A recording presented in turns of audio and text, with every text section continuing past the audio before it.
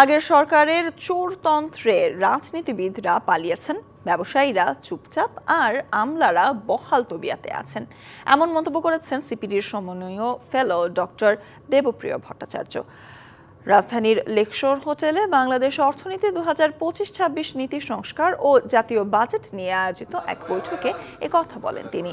জাতীয় রাজস্ব board NBR ভাগের সিদ্ধান্ত সঠিক, তবে যেভাবে সেটি করা হয়েছে তা ঠিক নয় বলেও মন্তব্য করেন দেবপ্রিয় ভট্টাচার্য।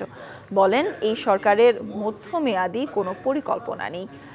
আগে সরকারের ফিসক্যাল কাঠামোর ওপর দাঁড়িয়েই আসছে নতুন বাজেট প্রণয়নের ক্ষেত্রে বিভিন্ন পর্যায়ে সবার সাথে যে আলোচনা করার দরকার ছিল সরকারের পক্ষ থেকে তা দেখা যায়নি।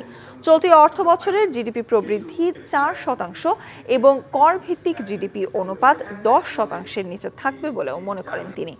অর্থনৈতিক সংস্কারে সরকারের সমন্বয়, স্বচ্ছতা ও সহযোগিতার অভাব রয়েছে বলেও মন্তব্য করেন দেবপ্রিয়। একই বৈঠকে সিপিডির ফেলো ডক্টর মোস্তাফিজুর রহমান বলেন, পাচারকৃত অর্থের আকার অনেক বড়, সেটিকে ফেরত আনার সর্বোচ্চ গুরুত্ব দিতে হবে।